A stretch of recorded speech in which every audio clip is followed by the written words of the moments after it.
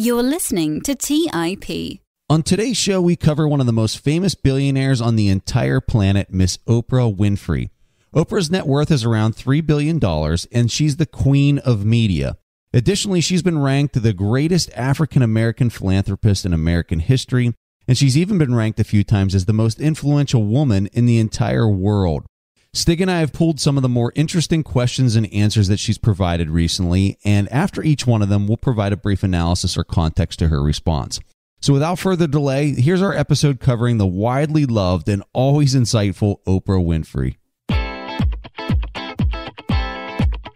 You are listening to The Investors Podcast, where we study the financial markets and read the books that influence self-made billionaires the most.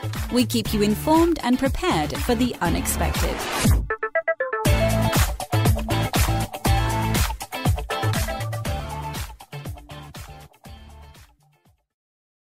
Hey everyone, welcome to the Investors Podcast. I'm your host, Preston Pish, and as always, I'm accompanied by my co-host, Stig Broderson. Like we said in the introduction, we're going to be covering Oprah Winfrey today. We're just going to kick this off with the first question that Oprah was asked, and the question was, let's talk about your early career and how you discovered your calling. Did you know that you wanted to be in TV and media specifically? And this is how Oprah responded. No, I did not. I thought that I was going to be a teacher.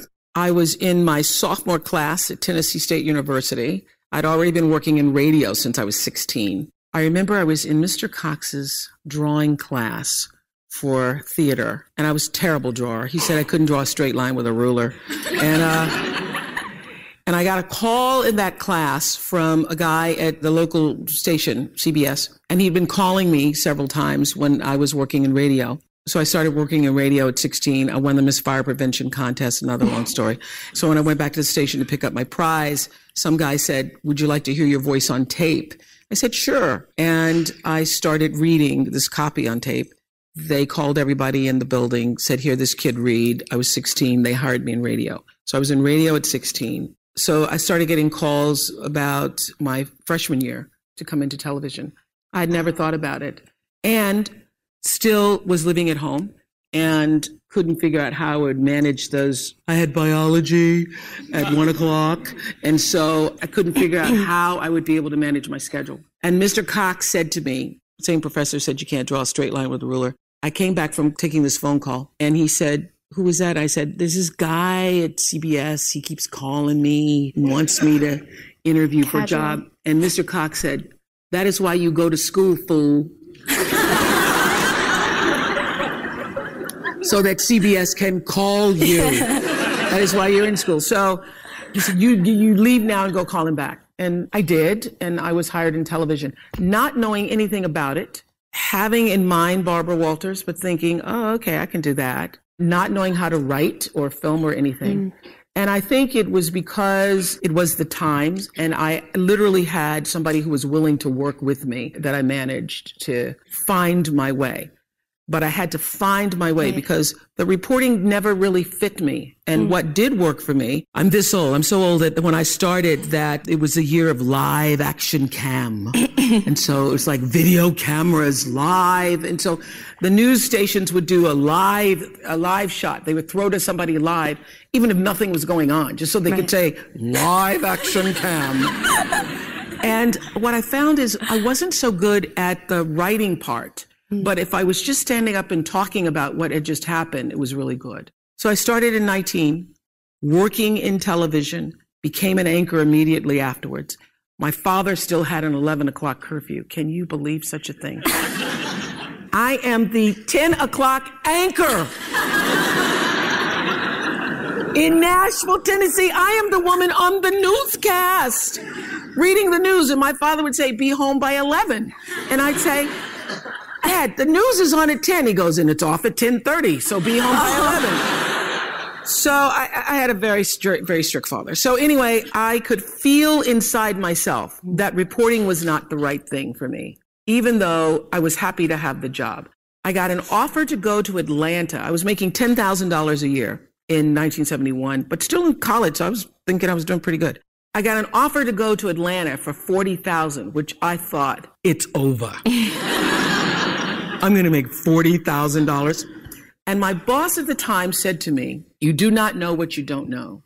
And you need to stay here until you can learn to write better, until you can perfect your craft as a journalist. He said, and we can't give you 40, but we can give you 12. So I stayed. And you know, the reason why I stayed is because I could feel inside myself that even though the 40 was alluring at the time, that he was absolutely right. So to make a long story short, because I'd be here all day just talking about how it all came about, I started listening to what felt like the truth for me. A couple of years later, I moved to Baltimore. I could feel that as a reporter, and by this time, 22, I'm making $22,000. I met my best friend Gail there who said, oh my God, can you imagine if you're 30 and you're making $30,000? And then you're 40 and then it's $40,000? We actually had that conversation in the bathroom.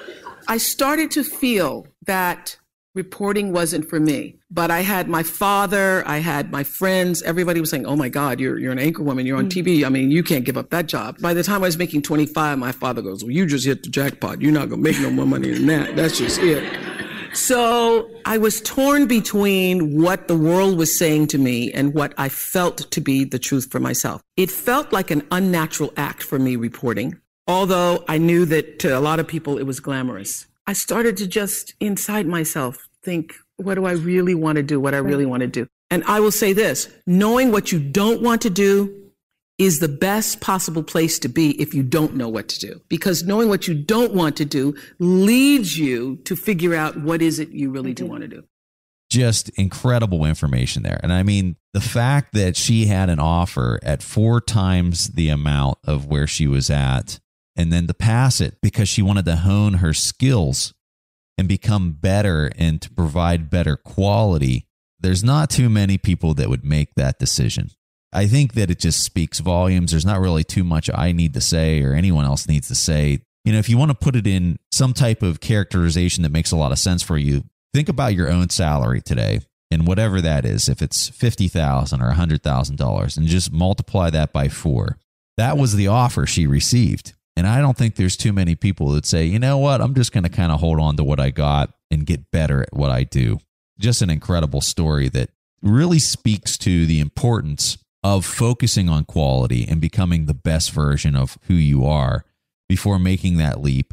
And then I think the other thing that's super important here is to really kind of know how something feels as you try it on and to really trust that gut feeling in a lot of cases. Now, your gut can lead you wrong, and there's a lot of research in this area of talking about gut feelings and whether they're good indicators or not. But if something just genuinely feels wrong, there's something that's driving that feeling and that inclination. And what you need to do is you need to try to discover what is driving that feeling and why you feel that way.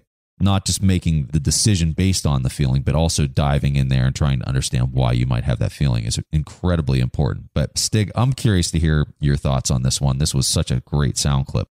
I think that what really stood out for me was to your point about turning down the high-paying offer. I don't know if I could do it, especially not at that age.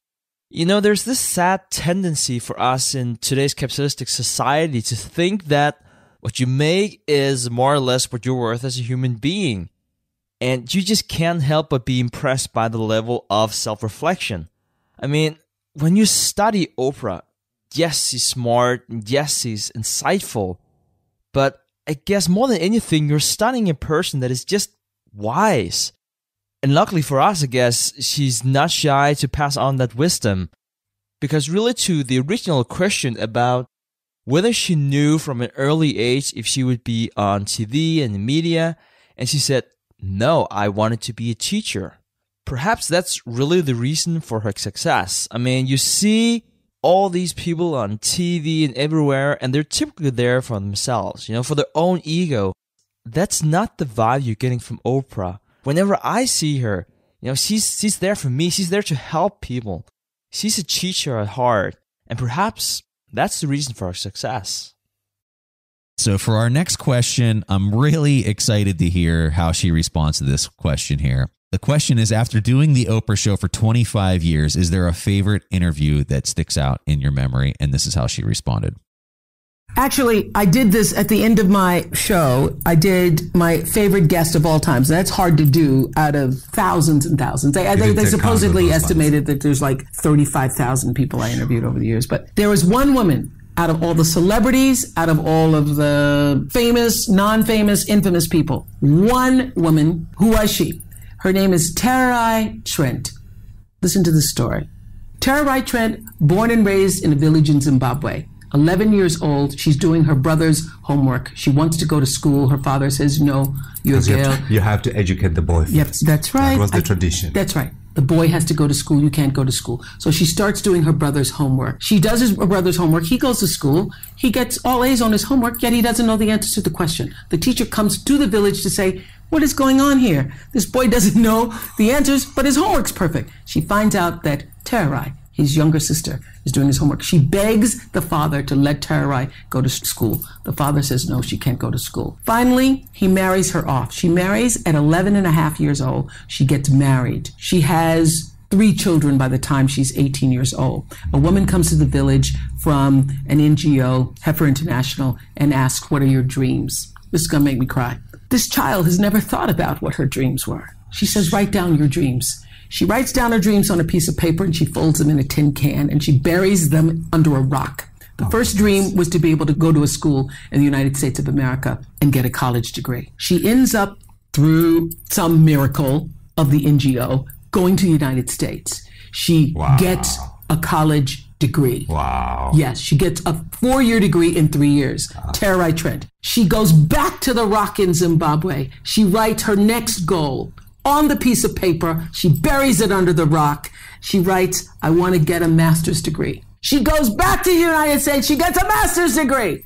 By this time, she now has 5 children. She's married to a man who still beats her. Incredible. She goes back to the United States. She gets her master's degree. After the master's degree, she goes back to the rock in Zimbabwe. She writes down her final goal is to get a doctorate degree. And last year, she became Dr. Terai Trent. Where did you find it? I found her in Nicholas Kristof's book. Incredible. And I was reading the story. I had Nicholas Kristof on the show. Nicholas Kristof, the famous New York Times writer. And she wasn't there. She wasn't a part of the show. I'm reading the story. I can't believe this book, the story of this woman, as I'm reading the story. So when we go to do the show, the producers have Nicholas Kristof on.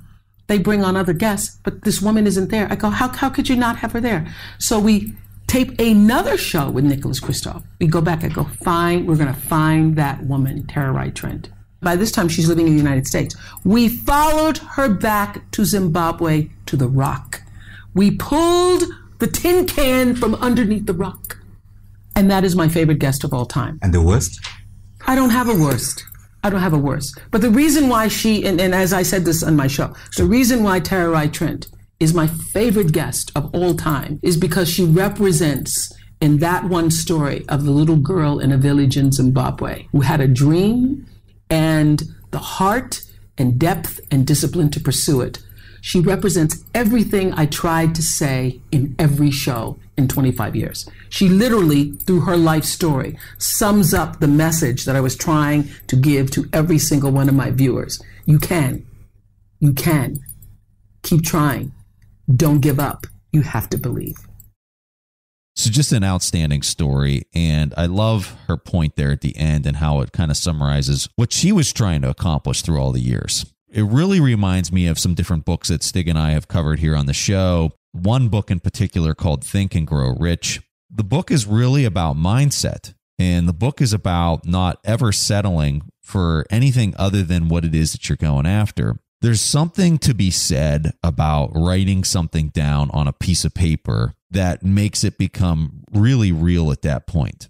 And if you've never written a goal down on a piece of paper and literally stuck it to the computer screen or your desk or whatever, I would highly, highly encourage you to do this. There is something to it. And what I think actually happens is you start pushing some of these thoughts down into your subconscious brain. And the more that you read it, the more that you tell yourself this is what is going to happen, the more that you actually start kicking into gear at various points in time throughout the day and throughout the week and throughout the month that you are working towards actually achieving that in some way, in some form. But for a person who just really doesn't have those goals and then writes them down and consistently focuses on them, it's really hard to have the persistence to keep going through it. My recommendation for somebody that heard that story and says, wow, I want to kind of have the same experience, but I want to have it for whatever. I would tell you, go out and read this book, Think and Grow Rich, because although rich is in the title and it seems like it's about making money, it's really not. The book is really about how can you achieve the things that you want to achieve in your life.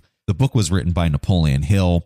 Napoleon Hill corresponded with and worked with Andrew Carnegie, who was the tycoon from 100 years ago, who had one of the biggest net worths in the entire planet. And Napoleon Hill basically captured how he was able to do it, like what led to his ability to achieve so much in such a short amount of time. And that's the premise of the book. So I would tell you to read that book if you're really trying to do what Oprah's describing here and through this person that she had the unique experience to meet. So, you know, Preston, every time I listen to Oprah, I'm right there with her.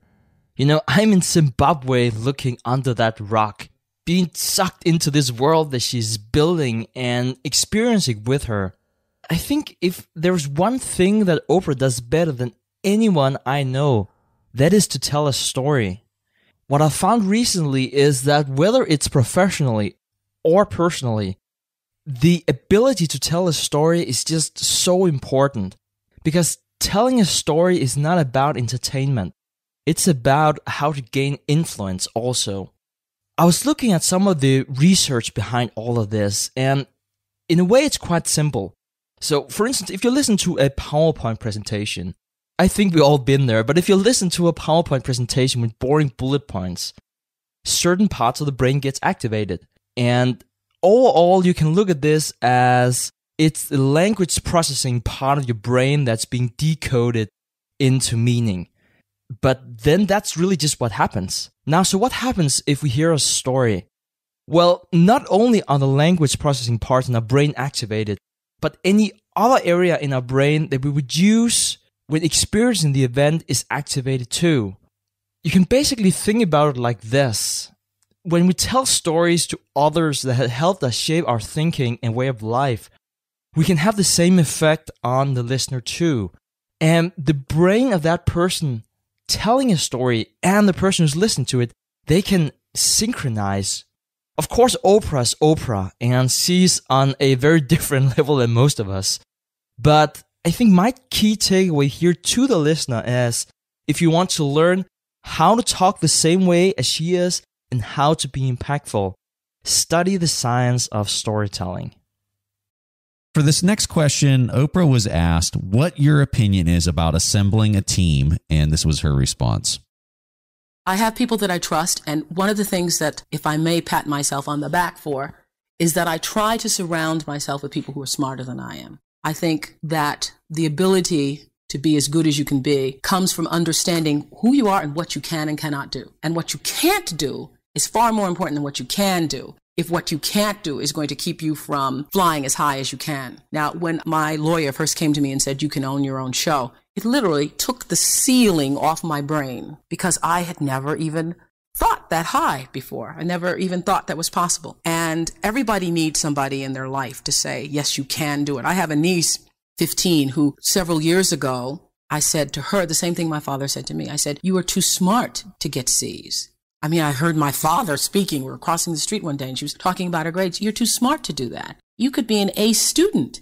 And she said, do you really think I can? Oh, of course. So you're such a bright person.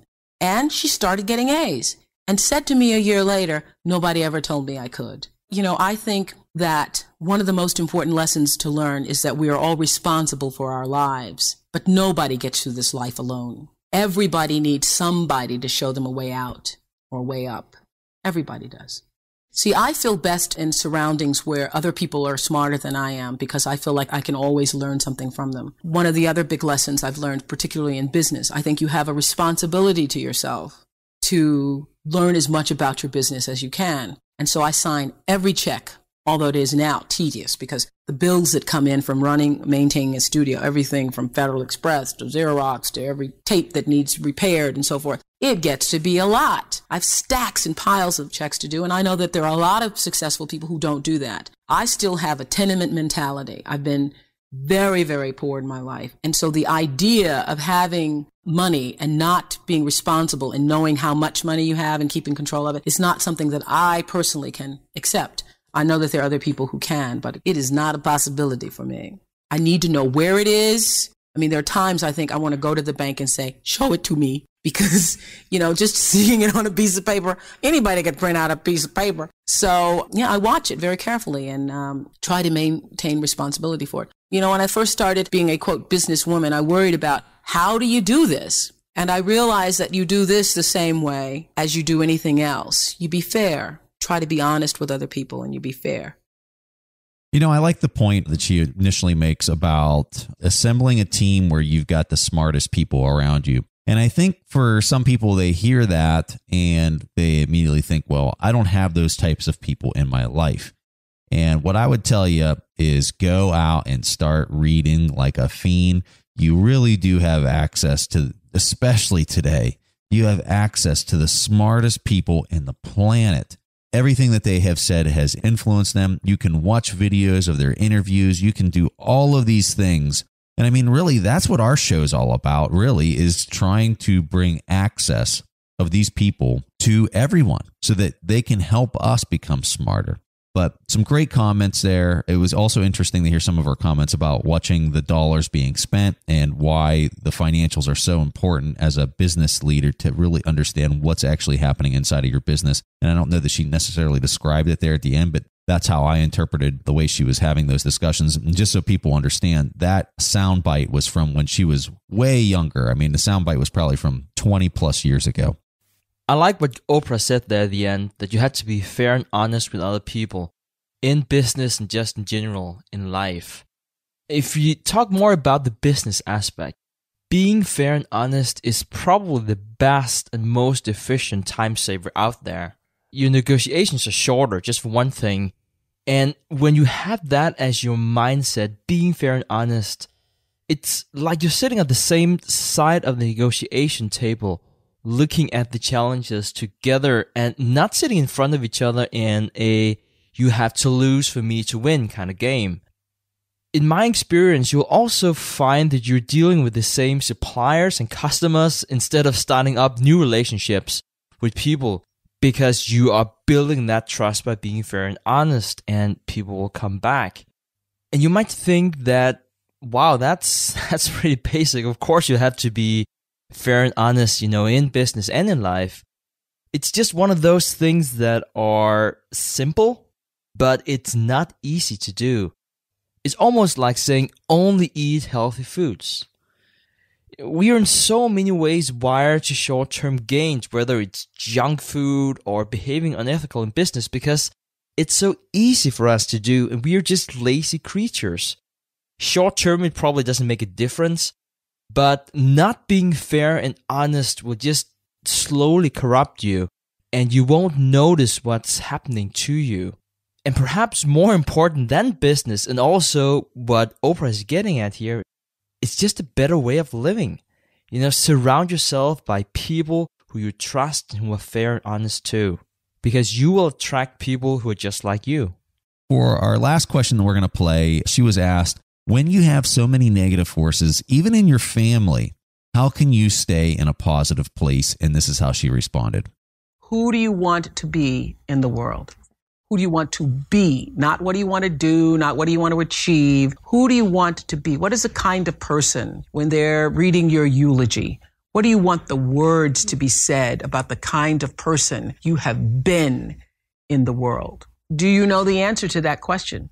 Do you know the answer to that question? I'm asking that of everybody. Do you know what that is? Because in the end, I was just at one of my dear Harpo employees, been here for 20 years. Her husband died suddenly of a brain aneurysm. It was the most beautiful ceremony. I left that ceremony wanting to be a better human being, because the words that were said about him as a human being, as a father, as an uncle, as a friend, the words that people spoke about him were so loving and impassioned that I thought, gee, when I die, I don't want people to talk about the number of shows I did. You want people to talk about how your love affected them, the love that you put out into the world. So if that is the paradigm that you're living from, how can I serve and be the most loving, gracious, giving person, whatever my talent is, to all the girls that you're counseling? How do I do that with love, ultimately?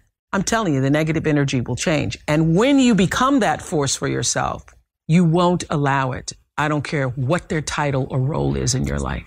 You just really won't. Sometimes you have to divorce your friends and divorce your family members. And if you handle them with love in doing it, they will come back. You will have an opportunity to reconcile. I speak from what I know. But I've had family members for whom I've said, I will not allow you to treat me this way. I will not allow you to treat me this way. And when you get some sense, and for one family member, it took them 3 years to get, when you get some sense, call me and let me know that your senses has returned. So some really, really powerful stuff out of this response. Absolutely love this. And the core of what she's getting at is you first have to look internally at yourself. And what is it that I am doing or that I'm not doing that's driving this attraction to me to cause this situation? I absolutely love this response because I think there's so much power in this. It reminds me of a book that Stig and I covered by Carol Dweck called Mindset. This book is all about whether you look internally or you look externally whenever things don't go your way in life and how you can achieve things. It's all about looking internally first. When Oprah says you are the person who's sending out some type of energy that's attracting that person or that thing into your life that's causing maybe that trouble, you have to look at what it is that you're emitting and that you're doing that draws that into your life first. Always. I think this is such a powerful and important idea for people to fully understand. And again, I think that the best way to dig into this a whole lot deeper is to study that book by Carol Dweck called Mindset. Stig, curious to hear your thoughts on this one. My key takeaway from what Oprah said is really, who do you want to be? The way she started out by answering this question. And it makes me think of Benjamin Franklin. I don't know how we should characterize him. He has many job titles, founding father, inventor, diplomat, not to mention extremely successful business person. I think the most interesting thing about Benjamin Franklin, choosing of so many, he is famously known for his 13 virtues that he organized into a 13-week plan. But basically, it was that every week, for 13 weeks, he should master a new virtue. Like he should make it his own. Whether that was frugality, justice, tranquility, humility. That was his goal because he acknowledged that it was his responsibility alone to do so. These virtues were internally driven. They're not something that are coming from the outer world. This really reminds me of what Oprah is saying. The choice is yours because your legacy, like she says, is people won't be talking about your height or your gender or whatever is given to you from birth, but your legacy would be your personality and what you did with your life. So also to relate back to what you said here before, Preston, this is really what Benjamin Franklin found centuries ago. You can choose to believe that you were born a certain way, and then, it's everyone else's fault when things are not going your way. That's a fixed mindset. Or you can decide not to be a victim and make your own luck and work on the virtues or skills you need to succeed in your field. And I think that Oprah, perhaps more than anyone, decided on what should my personality be like. And perhaps she even worked a little harder than most other people. That is one of the main pillars of her success.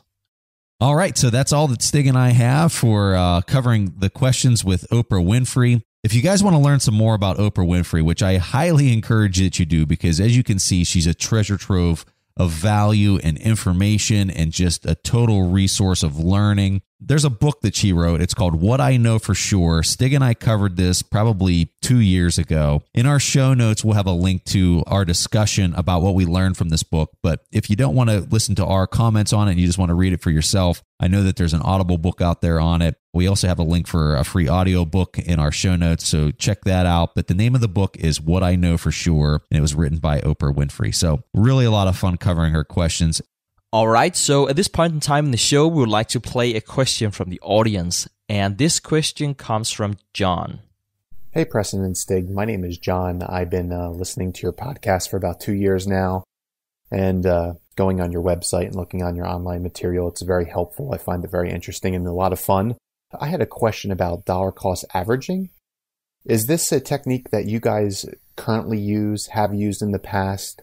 Do you see it as purely a passive investor strategy, or do intrinsic value investors use this strategy as well? I would just really appreciate your thoughts on the topic, and thank you very much. Fantastic question, John. So the concept you relate to here is the dollar cost averaging concept, which is it's a well-known concept, and a lot of well-known investors have been talking about this for years now. One of the most prominent is the Vanguard founder, Jan Bogle. It's one of the most simple forms. You invest your monthly cash flows into the stock market every month. And I think it's a great strategy overall. And if you spend less than you make every month and just do that, meaning just invest the difference into the stock market, regardless of the price, you'll do just fine. Because the advantage of this is that you're not really considering whether or not the stock market is high or low, but you can spend your time without stress going about your normal business, with job and family, and know that you can still retire well off. Now, so to your question about do we as intrinsic value investors, do we use some part of this strategy, the dollar cost averaging strategy? I think the best way for me to respond to this question is that yes, some components of it. I think that most investors can utilize that with some advantage. But it's also important to mention that the strength of this strategy is also the weakness. Namely that you do not consider the price compared to the value of the stock market. So while this is a time saver for sure, if you place your money where it does not yield the highest return, it's just bound to give you a lower return by definition. At least if you know how to price the different categories of assets. However, the reason why I still use the dollar cost averaging strategy to some extent is really because of the simplicity and the humble approach of not knowing.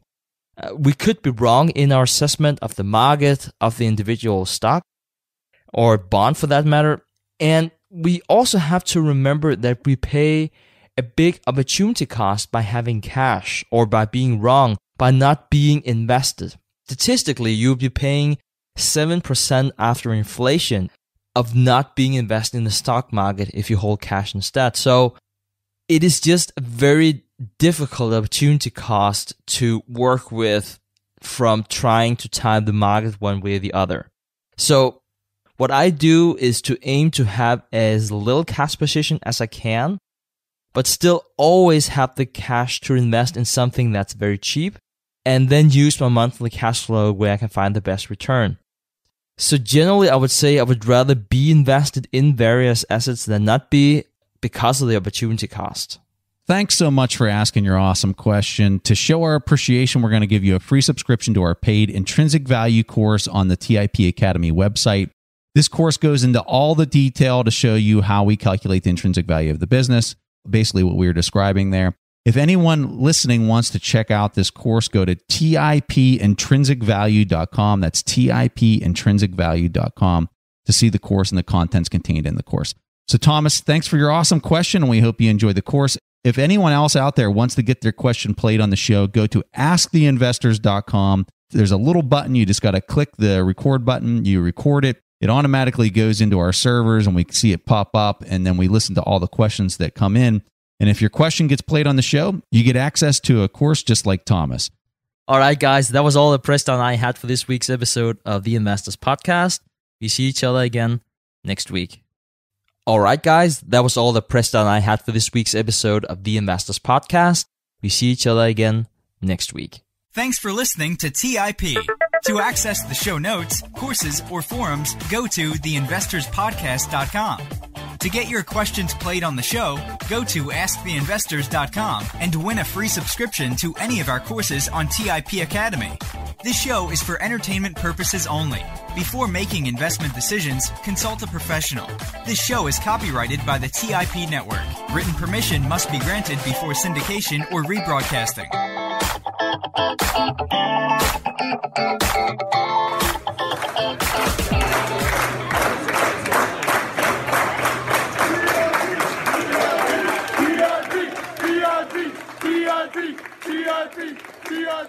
TIP.